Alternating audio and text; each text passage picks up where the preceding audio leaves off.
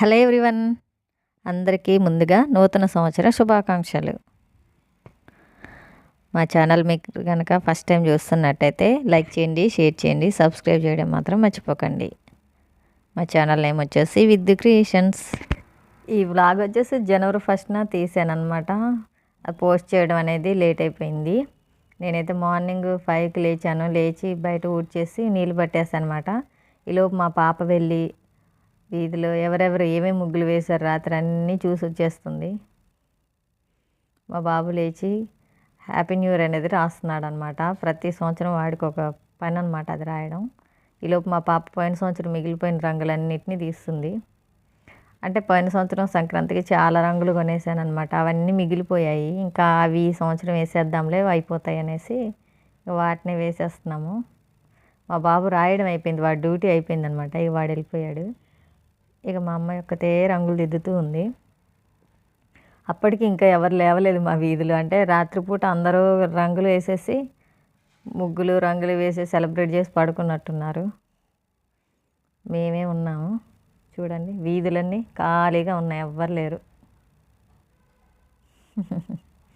అందరు రాత్రి సెలబ్రేట్ చేసి హ్యాపీగా పడుకున్నారు. మేము 11 వరకే ఉన్నాం రాత్రి. ఇక పడుకుండిపోయాము. 12కి లేద్దాం అనుకున్నాము కానీ ఇంకా లేవలేకపోయాము అనమాట. అందుకే ఇక ఒకేసారి 5కి అయితే లేచి లేరా చెల్లికి తెలుపు చేతులే వేసుకుంటుందిలే అమ్మా. ఏం వేసుకుంటుంది పాపం, ఒక్కతే వేయాలి కలర్స్. మా బాబు కూడా పడుకున్న వాడిని లేపామన్నమాట. వాడు కూడా వచ్చి పాపం దాన్ని హెల్ప్ చేస్తున్నాడు. ఎట్లయితే ఇద్దరు కలిసి రంగులు వేసేస్తున్నారనమాట. అంటే రంగు అంటే ఫస్ట్ చాక్పీస్తో గీసాడు. చాక్పీస్తో కానీ ముగ్గుతో కానీ వేసిన తర్వాత కలర్స్ వేసాక మళ్ళీ పైన ఇలా బార్డర్ వేయాలన్నమాట. వేస్తే నీట్గా ఉంటుంది. ప్రస్తుతానికైతే హ్యాపీ న్యూ ఇయర్ వరకు అయిపోయింది, రాసేసారు. దానిపైన అయితే బార్డర్ ఇలా వేసేస్తుంది మా పాప ముగ్గుతో.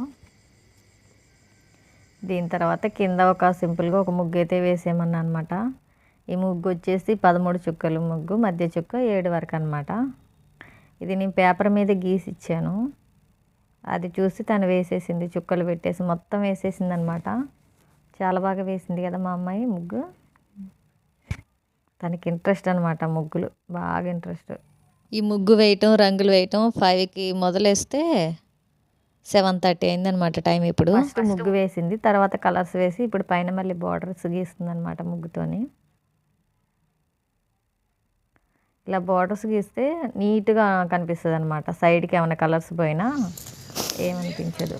ఓవరాల్గా మా ముగ్గు ఇలా ఉందన్నమాట. చుట్టూ తామర పూలు చాలా బాగా వేసింది మా అమ్మాయి. అవైతే నేను గీసి ఇవ్వలేదు, తనే ఓన్గా వేసిందనమాట. ఆ మధ్య మధ్యలో ఎల్లో ఇచ్చిందనమాట తామర పూలకి, చాలా బాగా వచ్చింది. ఈరోజు టిఫిన్స్ అయిపోయాయి. టిఫిన్స్ అయిపోయాక ఇక రాగి ముద్ద చేశాను అనమాట. రాగి ముద్ద చేసేసి మటన్ కర్రీ చేశాను. అలాగే పిల్లలు తింటారని సేమియా కూడా చేశాను అనమాట. ఈరోజైతే వంట ఇక్కడ వరకు అయితే అయిపోయింది. ఈ కేకు నిన్న ఈవినింగ్ తీసుకొచ్చింది మా పాప. నైట్ కట్ చేద్దాం అనుకుంటే మేము పడుకుంటాం, ఎవరు అనమాట. ఈరోజు మధ్యాహ్నానికి కటింగ్ అవుతుంది. అలాగే మా పాపతో పాటు నేను కూడా కేక్ కట్ చేశాను అనమాట. ఎందుకంటే ఎలాగో కనీసం నా బర్త్డే కూడా కేక్ కట్ చేసుకోను, ఏదో అలా కట్ చేసి ఒక 2 ఫొటోస్ అయితే దిగాను అనమాట. ఇక ఆఫ్టర్నూన్ కేక్ కటింగ్ అయిపోయింది. ఇక ఈవినింగ్ స్పెషల్గా ఏమన్నా చేద్దామా అనుకున్న. పొద్దున్నే మటన్ కర్రీ అయిపోయింది. ఏం చేయాలని ఆలోచిస్తుంటే ఎగ్స్ ఉన్నాయన్నమాట. ఎగ్స్ అన్న మెత్తలు ఉన్నాయి. ఎగ్స్ మెత్తలు కలిపేసి వండేద్దామనేసి వంటలోకి అయితే వచ్చేసా వంట రూమ్లోకి. ఎగ్స్ అయితే ముందే ఉడకబెట్టేశాను. మెత్తలు కూడా శుభ్రం చేసేసి ఒక గిన్నెలో వేసి వేడి నీళ్ళు పోసి పెట్టాను అనమాట. తర్వాత గ్యాస్ ఆన్ చేసేసి ఒక గిన్నె పెట్టి ఆయిల్ వేసి తాలింపు సామాన్ వేసేసి ఆనియన్స్ అన్న పచ్చిమిర్చి వేసేసాను. అవి కొద్దిగా ఫ్రై అవుతూ ఉండగా కరివేపాకు వేసాను అనమాట.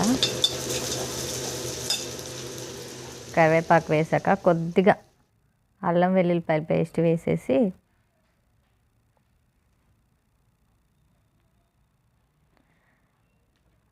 దాన్ని కూడా కొద్దిగా పచ్చివాసన పోయేంత వరకు వేయించుతున్నాను. ఇలా ఎగ్స్ ఉడికిపోయాయి, ఎగ్స్ పుట్టి తీసేస్తున్నాను అనమాట.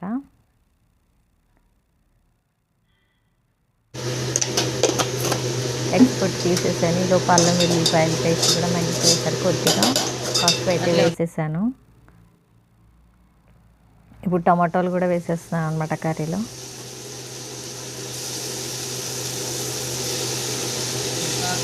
టమాటాలు వేస్తుంటే భలే కలర్ఫుల్గా ఉంది కర్రీ.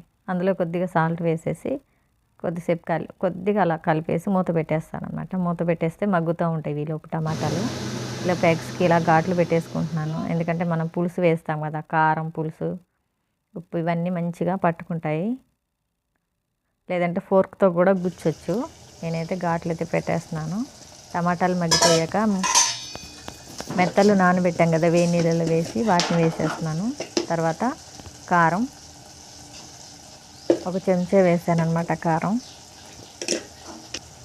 అలాగే కొద్దిగా సాల్ట్ వేసేసాను. సాల్ట్ వేసాక కలుపుతున్నాను అనమాట. కలిపేసి ఒక 2 మినిట్స్ మూత పెట్టేస్తాను. తర్వాత 2 మినిట్స్ తర్వాత ఎగ్స్ వేసేస్తున్నాను, ఉడకబెట్టిన ఎగ్స్ వేసాక ఒకసారి కలుపుతున్నాను. కలిపిన తర్వాత ముందుగానే నేను చింతపండు నానబెట్టి పెట్టుకున్నాను అనమాట. చింతపండుని అది పులుసు అయితే తీస్తున్నాను. మనం ఎంత పులుపు తింటామో దాన్ని బట్టి చింతపండు పులుసు పోసేసుకొని ఒక 5 నిమిషాలు మూత పెట్టేసి మగ్గించుకుందాం. 5 నిమిషాల తర్వాత కర్రీ ఇలా ఉందన్నమాట. ఇప్పుడు లాస్ట్లో గరం మసాలా పొడి కొద్దిగా, అలాగే సన్నగా కట్ చేసుకున్న కొత్తిమీర వేసేస్తే మెత్తళ్ళు కోడిగుడ్డు పులుసు అనేది రెడీ అయిపోతుంది. చాలా టేస్టీగా ఉంటుంది. ఎవరైనా ట్రై చేయకపోతే ఒకసారి ట్రై చేయండి.